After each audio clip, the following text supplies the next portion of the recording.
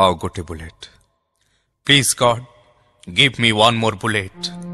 हे ईश्वर, हे परम पिता, हे परमात्मा, या पर मु तुमको किछि मागिबिनी। मते मते गोटे बुलेट दियो please, just one more bullet. बहुत थर सुनिछि से पागला बुढ़ार ए प्रलाप। हाँ, जिते थर सोइबे से निर्दिष्ट कथाटी बारंबार बाउळै हेबे, तेणु पागला काहेकि न कुहाजिबो।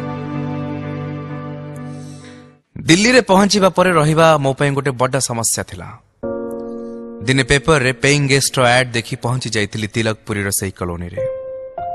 घर परिवेश सब भल लागिला, खाली भल लागिलानी घर रो मालिक कहिले 70 वर्षर जने बुढ़ा, 6 फुट रो अधिक उच्चा, बलिष्ठ चेहरा, टिके छोटे छोटे चलती, बस से टिकक विडंबना नहले 30 वर्षर युवक भी हार मानिब तांकर विशाल व्यक्तित्व आगे। किंतु कथा नियम कानून न गोटे चलता फिरता डिक्शनरी। यंग मैन, मो घर रहिबा को हेले तुमको मानिबा को पड़िबो मोर किछि शर्त। राति 10टा पूर्व आसीबा को पड़िबो और सकाळ 7टा पूर्व उठिबा को पड़िबो। एमती एमती एमती अनेक नियम।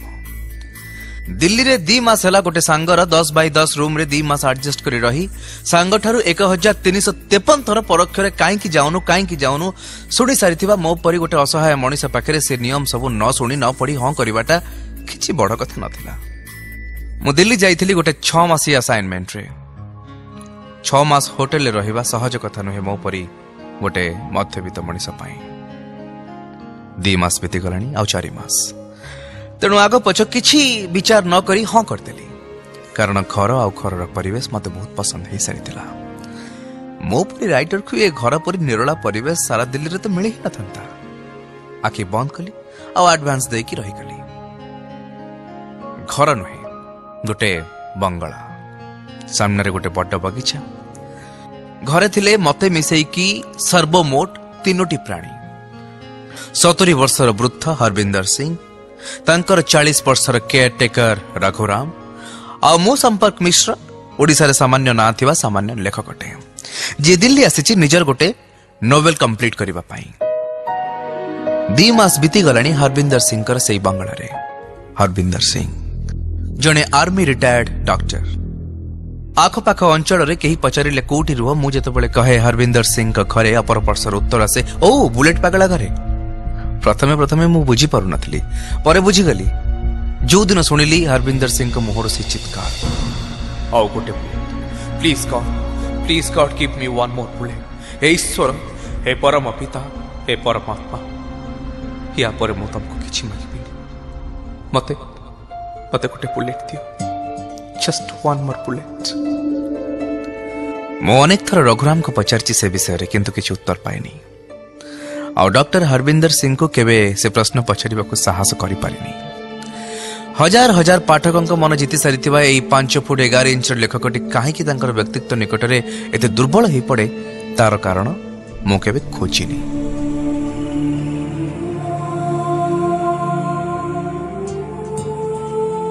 से दिन थिला गोटे रविवार संध्या।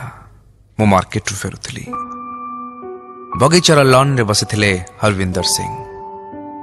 शीत संध्यारे राम रो पेक नौथले। मते डाकिले, यंग मैन बस एठी।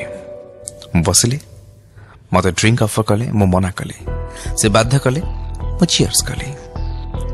से कहबा को आरंभ कले, यंग मैन सुनिली तमे जने राइटर, मो पे गोटे कहानी लिखिबो। एमिति गोटे कहानी जहा मु आज जाए काहा को भी कहिनी, किंतु मु चाहे तमे ता लिख आ दुनिया जानू मते काहेकि आउ गोटे बुलेट दरकार। मते किछि कहबाको सुजोग न देई से कहबाको आरंभ कले 40 वर्ष तळर कथा। 1963 मसीहा भारत चाइना युद्ध सरी थाए। मते सेतेबेले 30 वर्ष। मोर मासे तळे विवाह हिथिला उपासना कौर सहित।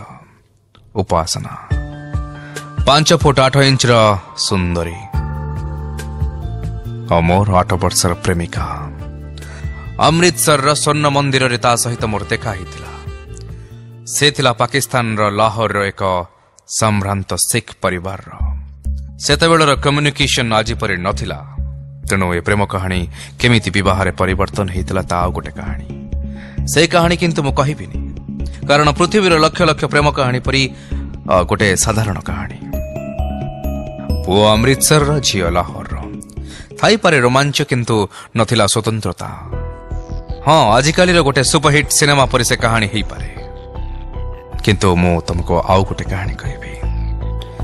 ଆମ ବିବାହ ହେଇଗଲା, ଆଉ ବିବାହ ପରେ ଆମେ 3 ଜଣ ଚାଲିଲୁ ଲଣ୍ଡନ ହନିମୁନରେ।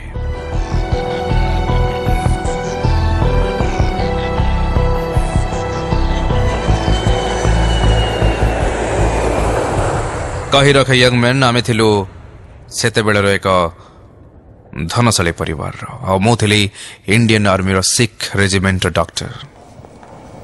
ଲଣ୍ଡନ ବୁଲିଲୁ, ଦେଖିଲୁ ବ୍ରିଟିଶ ମ୍ୟୁଜିୟମ, ନ୍ୟାସନାଲ ଗ୍ୟାଲେରୀରେ ଦେଖିଲୁ ଦାଭିନ୍ସିଙ୍କ ମୋନାଲିସା, ବେକମ ଷ୍ଟ୍ରିଟ୍ରେ ଖାଇଲୁ ଲ୍ୟାମ୍ବ ଜାଲଫ୍ରେଜି ବର୍ଗର, ଚୋଲିକ ସ୍ୟାଣ୍ଡୱିଚ।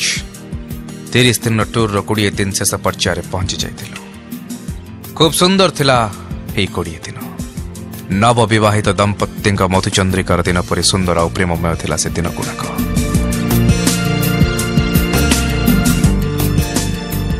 ଆମ ଟୁର୍ର ଶେଷରେ ଥିଲା ଏକ ଆଡଭେଞ୍ଚରସ୍ ଟ୍ରେନ୍ ଟ୍ରିପ୍।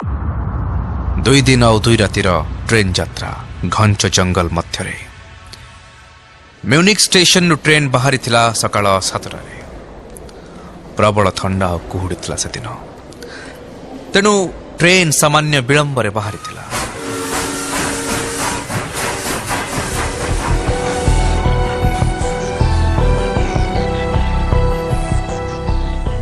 ଟ୍ରେନ୍ର ଗୋଟେ କ୍ୟାବିନ୍ ଆମେ ରିଜର୍ଭ କରିଥିଲୁ। ଉପାସନା ଶୀତ ପୋଷାକରେ ଖୁବ୍ ସୁନ୍ଦର ଲାଗୁଥିଲା। ମୁଁ ତା କୋଳରେ ମୁଣ୍ଡ ଦେଇ ଶୋଇଯାଇଥିଲି। ସେ ମୋ ମୁଣ୍ଡକୁ ଅଉଁସି ଦେଇ ଏଣୁ ତେଣୁ ଗପୁଥିଲା। ଟ୍ରେନ୍ ଛୁକ୍ ଛୁକ୍ ଛୁକ୍ ଛୁକ୍ ହେଇ ଚାଲିବାକୁ ଲାଗିଥିଲା। ଅପରାହ୍ନ 3ଟା ବେଳକୁ ଟ୍ରେନ୍ ଘଞ୍ଚ ଜଙ୍ଗଲ ମଧ୍ୟରେ ପ୍ରବେଶ କରିସାରିଥିଲା। ସେ ଟ୍ରେନ୍ଟି ଥିଲା ଗୋଟେ ଟୁରିଷ୍ଟ ଟ୍ରେନ୍। ମାତ୍ର 5ଟା ବଗି ଆଉ ବହୁତ ସୁନ୍ଦର ଥିଲା ତାର ଇଣ୍ଟେରିୟର। ଗୋଟେ ବାର୍ କମ୍ ରେଷ୍ଟୁରାଣ୍ଟ ବି ଥିଲା ସେ ଟ୍ରେନ୍ରେ। ସେଦିନ ସନ୍ଧ୍ୟାଟି ମୁଁ ଆଉ ଉପାସନା ବାର୍ରେ ବିତେଇଥିଲୁ। ଲଣ୍ଡନର ଗୋଟେ ସ୍ପେଶାଲ ୱାଇନ୍, ନାଁଟା କ'ଣ ମନେ ପଡୁନି, କିନ୍ତୁ ଟେଷ୍ଟ ଆଜି ବି ମୋର ମନେ ଅଛି। ଉପାସନା ଅଫକୋର୍ସ ଡ୍ରିଙ୍କ କରେନି, କିନ୍ତୁ ସେଦିନ କରିଥିଲା ସେ ମୋ ପାଇଁ। ମନେ ଅଛି, ବାର୍ରୁ ଆମ ବଗିକୁ ଫେରିଲା ବେଳକୁ ସେ ଠିକ୍ ଚାଲି ପାରୁନଥିଲା। ମୋ ଛାତିରେ ଯେତେବେଳେ ଆଉଚି, ଉପାସନା ନିଶାଗ୍ରସ୍ତ ଅବସ୍ଥାରେ କହୁଥିଲା, ହରବିନ୍ଦର, ତମକୁ ଜୀବନ ସାଥୀ ରୂପରେ ପାଇ ମୁଁ ବହୁତ ଭାଗ୍ୟବାନ ମନେ କରୁଛି। ମୁଁ ମନେ ମନେ କହୁଥିଲି, ଉପାସନା, ତମକୁ ପତ୍ନୀ ରୂପରେ ପାଇ ମୁଁ ବି ଈଶ୍ୱରଙ୍କ ନିକଟରେ ଚିର ଋଣୀ ରହିବି। ସନ୍ଧ୍ୟା ହେଇସାରିଥିଲା। ଟ୍ରେନ୍ ଜଙ୍ଗଲ ମଧ୍ୟକୁ ପ୍ରବେଶ କରିସାରିଥିଲା। ଓକ୍ ପାଇନ୍ ଗଛର ଘନ ଛାୟା ମଧ୍ୟରେ ଅସ୍ତଗାମୀ ସୂର୍ଯ୍ୟର ରକ୍ତିମ ଆଭା ହଜିଗଲା। ଉଭୟ ପାର୍ଶ୍ୱରେ ଥିଲା ପର୍ବତମାଳା। ସନ୍ଧ୍ୟାର ଅନ୍ଧକାର ମାଡ଼ି ଆସୁଥିଲା ସେହି ପର୍ବତମାଳା ଉପରୁ। ପାଇନ୍ ଗଛର ଜଙ୍ଗଲ ମଧ୍ୟରେ ଟ୍ରେନ୍ ଯେତେବେଳେ ଗର୍ଜନ କରି ମାଡ଼ି ଚାଲିଥିଲା, ମନେ ହେଉଥିଲା ଯେମିତି ସହସ୍ର ବର୍ଷ ଅନ୍ଧକାର ଆମ ଉପରେ ଅଜାଡ଼ି ହେଇ ପଡୁଥିଲା। ରାତି 9ଟା ହେଇସାରିଥିଲା। ଭୀଷଣ ଥଣ୍ଡା। ଟେମ୍ପରେଚର -2 ଡିଗ୍ରୀ କି 3 ଡିଗ୍ରୀ ଥିବ। ଆମେ ଆମ କ୍ୟାବିନ୍ର ଡୋର୍ ବନ୍ଦ କଲୁ। ଡିନର କରିସାରିଥିଲୁ। ଡିନର କହିଲେ 2ଟା ସ୍ୟାଣ୍ଡୱିଚ ଏବଂ 2 ଗ୍ଲାସ ବ୍ରାଣ୍ଡି। ଅଣ୍ଡା ସିଝାକୁ ପିସ୍ ପିସ୍ ସ୍ଲାଇସ୍ କରି ଗରମ ତେଲରେ ଛଣା ହେଇଥିଲା ବ୍ରାଉନ୍ ହେବା ଯାଏ। ତା ସହିତ ପିଆଜ, ଟମାଟୋ, କ୍ୟାପ୍ସିକମ୍ 2 ପିସ୍ ବ୍ରେଡ୍ ଭିତରେ ସ୍ୟାଣ୍ଡୱିଚ କରାଯାଇଥିଲା। ସେତେବେଳେ ଆଜିକାଲି ପରି ଇଣ୍ଡିଆରେ ସ୍ୟାଣ୍ଡୱିଚର ପ୍ରଚଳନ ହେଇନଥିଲା। ତେଣୁ ଏଇଟା ଆମ ପାଇଁ ସେତେବେଳେ ଏକ ନୂଆ ସୁସ୍ୱାଦୁ ବ୍ୟଞ୍ଜନ ଥିଲା। ସନ୍ଧ୍ୟାରେ ୱାଇନ୍ ଏବଂ ରାତିର ବ୍ରାଣ୍ଡି। ପ୍ରବଳ ଥଣ୍ଡା। ଟ୍ରେନ୍ର କ୍ୟାବିନ୍, ମୁଁ ଆଉ ଉପାସନା। ଟ୍ରେନ୍ କ୍ୟାବିନ୍ରେ 2ଟି ସ୍ଲିପର ବେଡ୍। ବେଡ୍ କହିଲେ 1.5ରେ 6 ଫୁଟର ଗୋଟେ କାଠପଟା, ତା ଉପରେ 6 ଇଞ୍ଚର ତୁଳାଗଦି। ଆମକୁ ମିଳିଥିଲା ମେଣ୍ଢାଲୋମରେ ତିଆରି ଗୋଟେ କମ୍ବଳ, ଯାହା ଆମ ପରି ଗ୍ରୀଷ୍ମ ପ୍ରଧାନ ଦେଶରୁ ଯାଇଥିବା ଯାତ୍ରୀମାନଙ୍କୁ ସଠିକ୍ ଉତ୍ତାପର ଖୋରାକ ଯୋଗାଇ ପାରୁନଥିଲା। ମୁଁ ଭିଡ଼ି ଆଣିଲି ଉପାସନାକୁ ମୋ ଛାତି ଉପରକୁ। 8 ବର୍ଷର ସମ୍ପର୍କ ଆମର। କିନ୍ତୁ ସେ ସମ୍ପର୍କ ଥିଲା କେବଳ ଚିଠିପତ୍ରର ସମ୍ପର୍କ, କଥାବାର୍ତ୍ତାର ସମ୍ପର୍କ, ପ୍ରେମର ସମ୍ପର୍କ। ଆଉ ବାସ୍ ଏଇ ମାସେ ହେଲା ସେ ହେଇଥିଲା ମୋର, ସମ୍ପୂର୍ଣ୍ଣ ମୋର। ମୋ ହୋଠ ଲଗେଇଦେଲି ଉପାସନାର ଓଠରେ। ସେ ଥରୁଥିଲା ଶୀତରେ, ଥଣ୍ଡାରେ। ମୁଁ ଦେଇଦେଲି ମୋ ଶରୀରର ସବୁତକ ଉତ୍ତାପ, ଆଉ ବଦଳରେ ନେଇଗଲି ତା ଦେହର ସମ୍ପୂର୍ଣ୍ଣ ତାତି। ପ୍ରାଚ୍ୟ ଭାଗର ଶେଷ ସୀମାରେ ଟ୍ରାଭେନିଆ, କୋଲାଭିଆ, ବୁକାଭିନା ରାଜ୍ୟର ସୀମାନ୍ତରେ, ୟୁରୋପର ଏକାନ୍ତ ଅପରିଜ୍ଞାତ ନିବିଡ଼ ଘଞ୍ଚ ଜଙ୍ଗଲ ମଧ୍ୟରେ, କାର୍ପେଥିୟ ପର୍ବତମାଳାର ତୁଷାରଚ୍ଛନ୍ନ ଗିରିଶୃଙ୍ଗ ମଧ୍ୟରେ ବିଛା ଯାଇଥିବା ଟ୍ରେନ୍ ଲାଇନ୍ ଉପରେ ଗୁରୁ ଗମ୍ଭୀର ଗର୍ଜନ କରି ମାଡ଼ି ଚାଲିଥିଲା କୋଇଲା ଇଞ୍ଜିନ୍ର ଟୁରିଷ୍ଟ ଟ୍ରେନ୍। ଆଉ ଟ୍ରେନ୍ର ଗୋଟେ ବନ୍ଦ ପ୍ରକୋଷ୍ଠ ଭିତରେ ଭାରତର ପଞ୍ଜାବ ରାଜ୍ୟର ଅମୃତସରରୁ ଯାଇଥିବା ନବବିବାହିତ ପତି ପତ୍ନୀ ପରସ୍ପରର ଦେହର ଭୂଗୋଳରେ ହଜିଯାଇ ମାତି ଯାଇଥିଲେ ଚିରାଚରିତ ସେହି ଆଦିମ ପ୍ରେମର ଦେହରେ ଖେଳରେ। କିନ୍ତୁ ବିଡ଼ମ୍ବନା ଏତିକି ଯେ ସେମାନେ ସମ୍ପୂର୍ଣ୍ଣ ଅଜ୍ଞ ଥିଲେ ବିଧାତାର ସେହି ନିଷ୍ଠୁର ଷଡ଼ଯନ୍ତ୍ର ସମ୍ବନ୍ଧରେ, ଯାହା କାଲିର ପୃଷ୍ଠରେ ଲେଖିବାକୁ ଚାହୁଥିଲା ସେହି ନିର୍ତ୍ତୟ ସତ୍ୟକୁ ଯେ ଆଜି ରାତିର ଖେଳ ଏହି ପ୍ରେମୀ ଯୁଗଳଙ୍କର ଶେଷ ଖେଳ।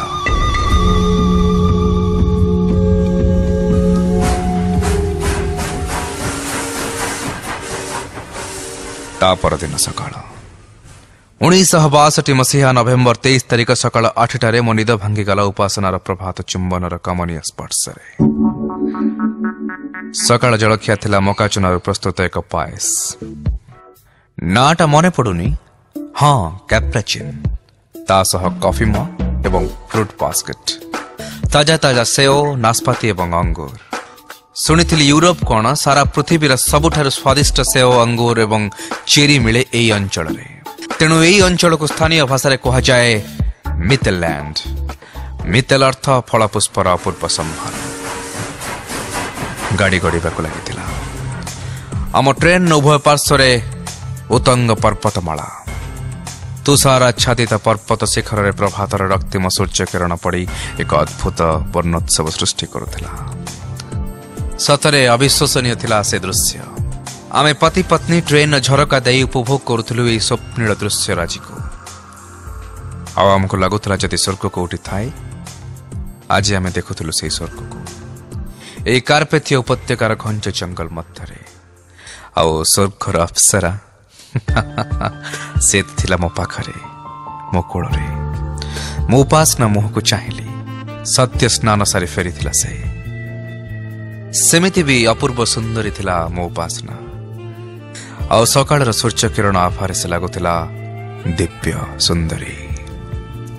ହଁ, ମୁଁ ହରବିନ୍ଦର ସିଂ ନିଜକୁ ଏ ସଂସାରର ସବୁଠାରୁ ଭାଗ୍ୟବାନ ପୁରୁଷ ମଣି ମୁହଁ ଗୁଞ୍ଜିଦେଲି ମୋ ପ୍ରିୟତମ ଉପାସନାର ଛାତିରେ।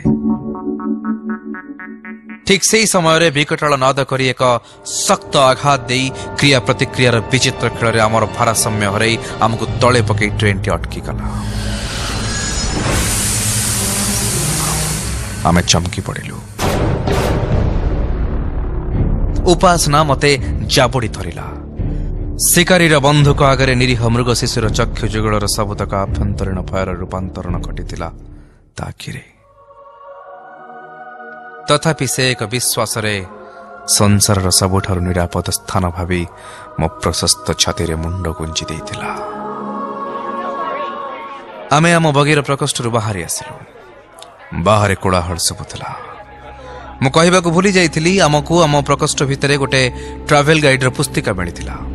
ସେ ପୁସ୍ତିକା ପଢ଼ି ମୁଁ ଜାଣିଥିଲି ଏ ଟ୍ରେନ୍ରେ ସମୁଦାୟ 130 ଜଣ ଯାତ୍ରୀ ଏବଂ ଟ୍ରେନ୍ କର୍ମଚାରୀ 15 ଜଣ, ମାତ୍ର 5ଟି ବଗିର ଏକ ଟୁରିଷ୍ଟ ଟ୍ରେନ୍, ଯେଉଁଥିରେ 2ଟା VIP ବଗି ଥିଲା ଏବଂ ପ୍ରତ୍ୟେକ ବଗିରେ 10ଟି ପ୍ରକୋଷ୍ଠ। ଆମ ହନିମୁନ୍ ବଜେଟ୍ର ଏକ ବଡ଼ ଅଂଶ ଖର୍ଚ୍ଚ କରି ସେପରି ଏକ ପ୍ରକୋଷ୍ଠରେ ଆମେ 2 ପ୍ରାଣୀ ସ୍ଥାନ ପାଇଥିଲୁ। ମୋ ପରେ ଅନ୍ୟମାନେ ଭାବି ନେଇଥିଲେ କି କିଛି ଦୁର୍ଘଟଣା ଘଟିଲା ନିଶ୍ଚୟ। ଇଞ୍ଜିନ୍ ପଛକୁ ତୃତୀୟ ବଗିଟି ଥିଲା ଆମ ବଗି। ମୁଁ ଅନ୍ୟମାନଙ୍କ ସହିତ ଟ୍ରେନ୍ରୁ ଓହ୍ଲେଇ ଇଞ୍ଜିନ୍ ଆଡ଼େ ଚାଲିଲି। ସମ୍ମୁଖରେ ଟ୍ରେନ୍ ଲାଇନ୍ ନାହିଁ, ଅର୍ଥାତ୍ ଅଦୃଶ୍ୟ ହୋଇଯାଇଛି। ଦିଶୁଛି ସୀମାହୀନ ଅସରନ୍ତି ସବୁଜ ପ୍ରାନ୍ତର। ଏବେ ବୁଝିଗଲି ଟ୍ରେନ୍ ଡ୍ରାଇଭର ଅତର୍କିତ ଟ୍ରେନ୍କୁ ବ୍ରେକ୍ କରି ଅଟକାଇ ଦେଇଥିବାର କାରଣ। ଇଞ୍ଜିନ୍ ପାଖକୁ ଯାଇ ଦେଖିଲୁ ଏକ ଅଦ୍ଭୁତ ଚମକପ୍ରଦ ଦୃଶ୍ୟ। ଲକ୍ଷ ଲକ୍ଷ କି କୋଟି କୋଟି ସଂଖ୍ୟାର ସବୁଜ ପଙ୍ଗପାଳ ପୋକ ମାଡ଼ି ଚାଲିଛନ୍ତି ଟ୍ରେନ୍ ଲାଇନ୍ ଉପରେ। ସେମାନଙ୍କର ଅଗଣିତ ସଂଖ୍ୟା ଏବଂ ଅସରନ୍ତି ସବୁଜିମା ଟ୍ରେନ୍ ଲାଇନ୍ ଅଦୃଶ୍ୟ ହେବା ଏବଂ ସବୁଜ ପ୍ରାନ୍ତରର ଭ୍ରମ ସୃଷ୍ଟି କରୁଥିଲା। ସମସ୍ତେ ହସୁଥିଲେ, କଥା ହେଉଥିଲେ, ବିଭୋର ହେଉଥିଲେ ଏ ଅଦ୍ଭୁତ ଦୃଶ୍ୟକୁ ଦେଖି। କିଛି ସମୟ ପରେ କିଛି ତର୍କ, କିଛି ବିତର୍କ, କିଛି ବିଚାର ବିମର୍ଶ ପରେ ସମସ୍ତଙ୍କୁ ଟ୍ରେନ୍ ବଗି ଭିତରକୁ ଯିବାକୁ ଅନୁରୋଧ କରି ଟ୍ରେନ୍ ଡ୍ରାଇଭର ଟ୍ରେନ୍ ଷ୍ଟାର୍ଟ କଲେ। ଟ୍ରେନ୍ ଆଗକୁ ମାଡ଼ି ଚାଲିଲା। ସେତେବେଳକୁ ମଧ୍ୟାହ୍ନ 12ଟା ଅତିକ୍ରମ କରିସାରିଥିଲା। ମଧ୍ୟାହ୍ନ ଭୋଜନ ଆସିସାରିଥିଲା। ଆମେ ଖାଉଥିଲୁ। ମୁଁ ହରବିନ୍ଦର ସିଂ ଆଉ ଉପାସନା କୌର। ଆମ ଜୀବନର ଶେଷ ମଧ୍ୟାହ୍ନ ଭୋଜନ ଆମେ ଏକାଠି କରୁଥିଲୁ।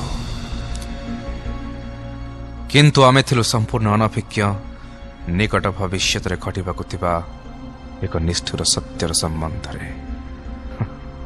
ଜାଣିଥିଲେ ବି ଅଧିକ କ'ଣ କରି ପକାଇଥାନ୍ତୁ? ଅଧିକ ଖାଇଦେଇଥାନ୍ତୁ ନା ଖାଇପାରି ନଥାନ୍ତୁ, ତା ଏକ ଭିନ୍ନ ପ୍ରଶ୍ନ। ମଧ୍ୟାହ୍ନ ଭୋଜନରେ ଥିଲା ମକା ଅଟାରୁ ତିଆରି ବ୍ରେଡ୍, ମଇଦାରୁ ପ୍ରସ୍ତୁତ ଏକ ସୁପ୍, ଜଙ୍ଗଲୀ କୁକୁଡ଼ା ଏବଂ ଠେକୁଆ ମାଂସ ପୋଡ଼ା ଯାଇ ସେଥିରେ ଖଣ୍ଡ ଖଣ୍ଡ ପିଆଜ ଏବଂ ପ୍ରଚୁର ଲଙ୍କା ମିଶାଇ ଏକ ଅନନ୍ୟ ସ୍ୱାଦର ମାଂସ ତରକାରୀ।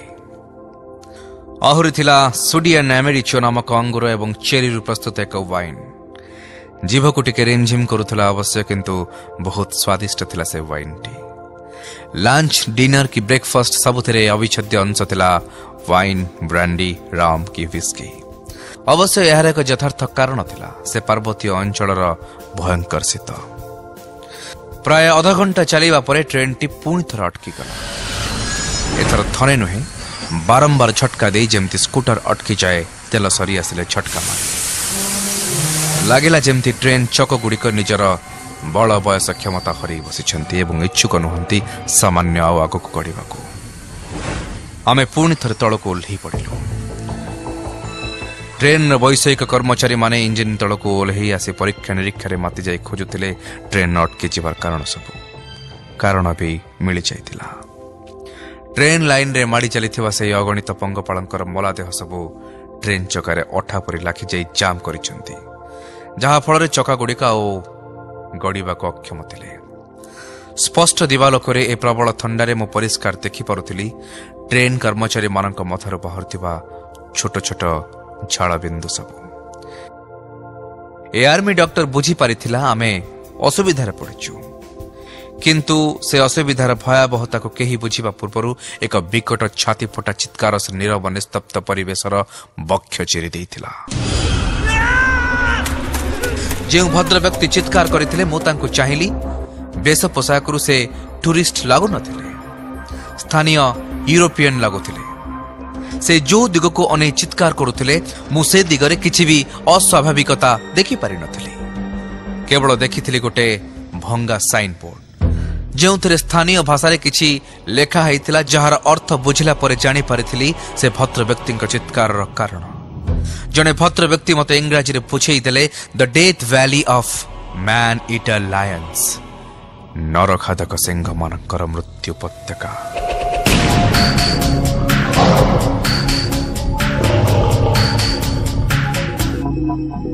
ସେତେବେଳେ ଅପରାହ୍ନ ତାର ଅସ୍ତିତ୍ୱ ହରାଇବାକୁ ଆରମ୍ଭ କରିସାରିଥିଲା। ସନ୍ଧ୍ୟାଗତ ପ୍ରାୟ।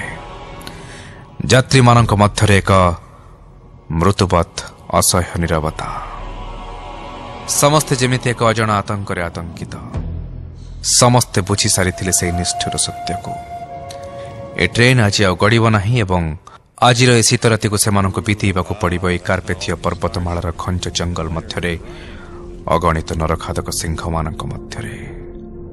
ରାତି 8ଟା ବାଜି ସାରିଥିଲା। ମୋ ପାଖରେ ଥିଲା ଗୋଟେ 2 ନଳିଆ ରାଇଫଲ।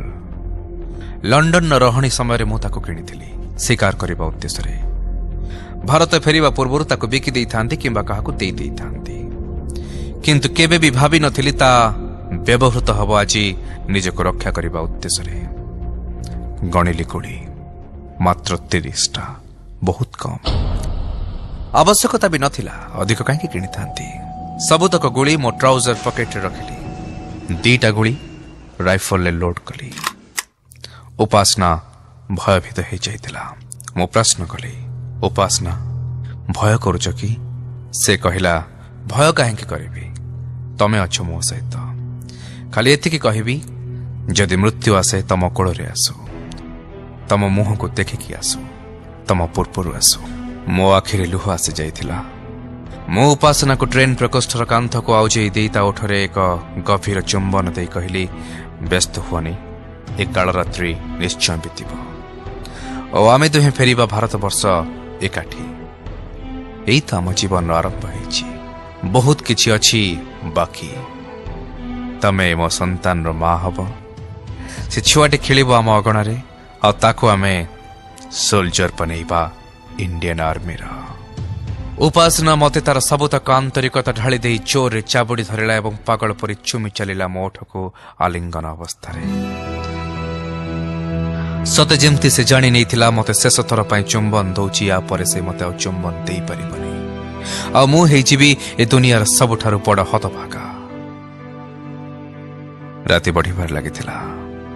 प्रतिटी मिनिट नेकी आसुथिला एक असह्य निरवता, एक अजଣା आतंक। सेई समय गोटे कुकुर भुकी उठिला दीर्घ यंत्रणादायक क्रंदन। जेमिति अत्यंत भय जोग से विकल दुखरे भय विलाप करुछि। आ पर मुहूर्त ता सहित जोग देले असंख्य वन्य कुकुर एवं बिलुआ। मने हेला ए रातिर अंधकार सारा जंगल जेमती दीर्घ श्वास छाड़ी विलाप करुछि। हठात सुभिला एक भयंकर वन्य गर्जन और ता सहित आम कैबिन काच झरका क्रैक हबार प्रचंड शब्द और झरकार एक विराट काय सिंहर मुह। उपासना चित्कार करी मते चापुड़ी धरिला। मो उपासना को धरी कैबिन बाहर को बाहरी आसिली और कैबिन टी को बाहर बंद कर दिली। और भीतर सबुथिला सिंहर भयानक चित्कार। से सिंहटा बोधे झरका दे भीतर को पशि सारिथिला। तार नखर रामपुड़ आघात सबुथिला कबाट। बाहर को बाहरिला परे सम्मुखर दृश्य देखि आमे तुही स्थान पलटि गलु। गोटे बृहत काय सिंह गोटे 12-13 वर्षर बालक को दांतरे कामुड़ी बोही नहीं जाउथिला एवं बालकटी विकल चित्कार करुथिला। मो बंधुक कर्ची उठिला। लक्ष्य भ्रष्ट हैला। सिंह अतर्कित आक्रमण रे चमकी पड़ी से बालक को छाड़ी देला एवं पर मुहूर्त रे निश्वास नहीं आम दुही को ऊपर को लंप प्रदान कला। मु मो जीवन शेष गोली फुटेला परी मो बंधुकर ट्रिगर चिपिली। एथर किंतु लक्ष्य ठीक जगह बाजिथिला। से सिंहटी एक विकट चित्कार करी आमठारु 4 फुट दूर रे पड़िला एवं किछि समय थरी नीरव हो गला सबुदिन भाई। आमे से बालक पाखक दौड़ी गलु। जीवा बेलू आम परवर्ती कैबिन दृश्य आम आखिरे पड़गला। भितर पड़िथिला रक्ताक्त अवस्था दुईटी शरीर, गोटे पुरुषर गोटे महिलार। केवल पोशाकरू जहा अनुमान करी होउथला कारण शरीर केबेठर खंड विखंडित होई केवल किछि मांसर समाहार हो सारिथिला। मो मने मने अनुमान करि सारिथिली से दुहे ए निश्चय बालकर पितामाता हेथिबे। आमे दुहे से बालक पाखरे पहुंची सारिथिलु। से असह्य यंत्रणा रे चित्कार करथिला। तार गोटे हाथ नथिला एवं चंघ पाखरे विराट क्षत चिन्ह। मु कौन करिबी किछि चिंता करि पारिलिनी। मो पाखरे मोर गोटे फर्स्ट एड बॉक्स थाए। After all I am a qualified doctor. किंतु से बॉक्स टी मो कैबिन भीतर मु छाड़ी आसीथिली। मो कैबिन आड़को थाइली। उपासना मो हाथ को भिड़ी धरिला। मु ताको कहली किछि हबनी, ईश्वर हमको साहाय्य करिवे। से मो पछरे मो सहित छाई परि आसिला। मो बंधुक रे आउ 2टा गोली लोड कली। गोटे हाथ रे बंधुक अन्य हाथ रे उपासनार हाथ धरी कैबिन आड़को माड़ी चलिली। कैबिन 2 फुट अच्छी। कबाटा धड़ास करी भांगिला आ भीतर बाहरिला आउ एक विराट काय सिंह। से सिंह जहार मुह आमे प्रथम थर देखिथिलु ट्रेन झरका काचरे। मो बंधुक गर्जी उठिला। गुली जाई सीधा से सिंहर मुंडरे बाजिला। से विकट चित्कार करे तले पड़िला एवं खोसाड़ी हे आम आड़को माड़ी आसिला। आमे पछको घुंची गलु और मो बंधुक आउ थरे गर्जी उठिला। एथर किंतु से सिंह हार मानिला। मो ताको डेई कैबिन भीतर मो बॉक्स नहीं आसिली। बाहर को आसे देखिली उपासना पछरे गोटे विराट काय सिंह। मो तत्क्षणात 2टी गोली लोड करी उपासना ऊपर को डेई ताको रास्ता हटई गोली कली से सिंह को। ईश्वर दयार गोटे गोली ता जीवन चलीगला। नहले हे भगवान से निष्ठुर सिंहटा पहुंची जाइथिला उपासनार खूब निकटरे। मो आसीबा सामान्य विलंब हो जाइथिले। उपासना आहार बनी जाइथांता से सिंहर मु उपासनार हाथ को धरी आग को गली से बालक पाखक बालक देहरे आउ जीवन नथिला बुझीगली उपासना पाखक आसवा पूर्व से सिंह बालकर काम तमाम कर सारी से बालकर मुंड नथिबा शरीर को देखि उपासना चित्कार कर उठिला मु भी स्थान एवं भयभीत हो सारी किंतु भाविबा को समय नथिला मो उपासना को भिड़ी आग को चलिली परवर्ती बगीर अवस्था सांघातिक थिला अनेक खंड विखंड सब कहार मुंड नाही तो कहार हाथ कि कहार परवर्ती बगीर लोकंकर कोलाहल एवं चित्कार शुभुला आमे दुहे धाइलु से बगी को देखिलु एक भयंकर दृश्य किछि लोक बगीर शेष कोणरे चाकी जुकी होई भीतत्रस्त भाव में बसिछंती एवं सेमानकु चाहि जीव लहलह करुछि गोटे सिंह मो बंधुक पुणी गर्जी उठिला एका थर के दी थर से सिंह निर्जीव पाल्टी गला से इंग्रेज लोक मानक पाई मो देवदूत पाल्टी गली से माने कांदी बबई मते पाखक भिड़ी नेले आमे थिलु प्राय 30-40 जन आमे समस्ते गोटे बगीरे रहिलु मो जगी रहिली सम्मुखरे मो 2 नड़िया राइफल को धरी मो घंटा देखिली राति 2:30 कालरात्रि बढ़िबाक लागिथिला मु बसिथिली सम्मुखरे मो पाखरे उपासना मो हाथ को धरी पूर्ण विश्वास सहित बसिथिला उपासना भावे नैथिला से मो सहित संपूर्ण निरापद से आज देखुथिला ता स्वामी को एक नुआ रूपरे अबोध हुए गर्व करुथिला मते स्वामी रूपरे पाई कहि पारु नथिला किंतु तार छळ छळ भयालो आखि सेया ही कहूथिला मु बुझी पारुथिली सिंदूरा फाटिबाको लागिथिला कालरात्रि पाहिबाको लागिथिला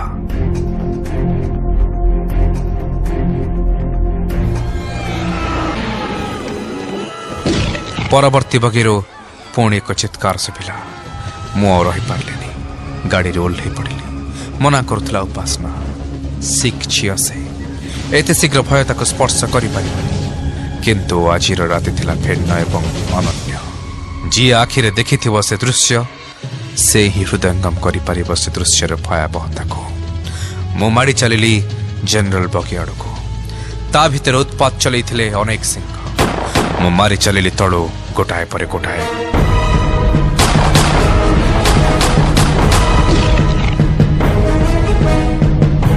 गुड़ी सरीबाको लागिथिला मु आ उपासना तळे थिलु एही समय रे गोटिए सिंह लंफ प्रदान कला आम आड़को मु ठेली देली उपासना को सिंह सीधा मो उपरे मो आंठ को कामुड़ी मोर गोटे गोड़ को 2 खंड कर सारी से सिंह मु मो बंधुक को ता पेटरे लगई ट्रिगर चिपी देली सिंहटी छिटकी पड़िला 6 फुट दूर रे किंतु विडंबना ठीक उपासना सम्मुख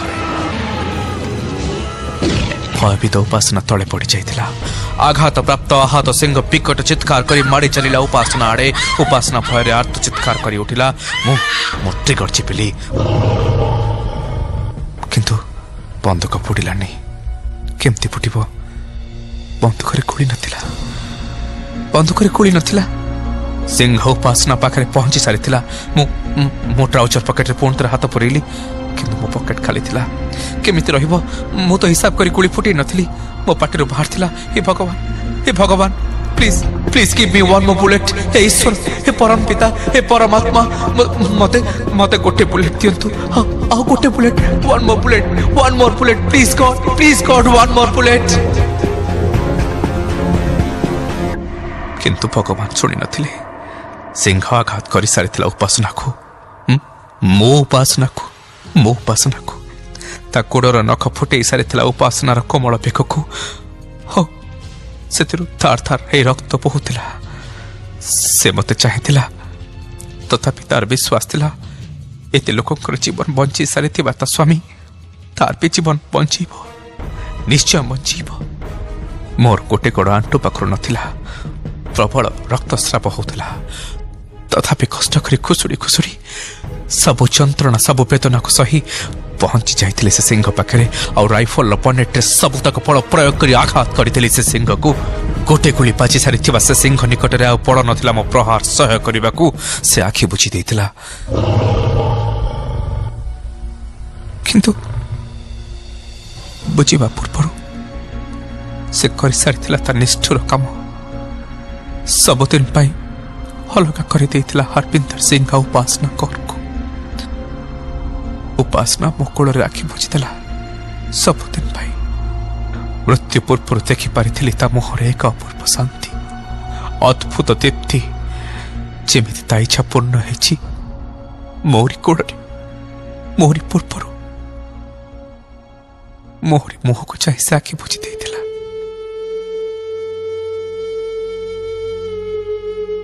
ता परदिन रिलीफ ट्रेन आसी पहुंची जाइथिला। ट्रेन ने 145 जन को मध्य पहुंची मात्र 65 जन।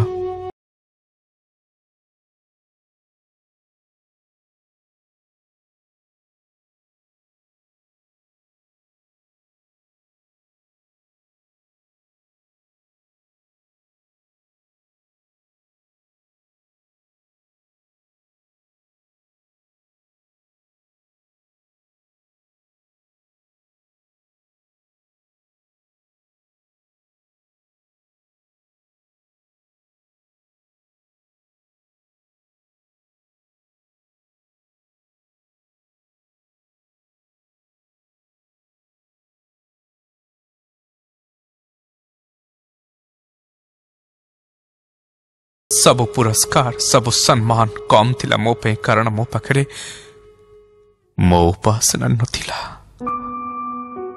एतक कही हरपिंदर सिंह निश्वास मारिले आउ तांका आंठु तलर कृत्रिम अंगटाକୁ ଯେତେବେଳେ କାଢିଲେ मो संपर्क मिश्र भीतरु थरथिली।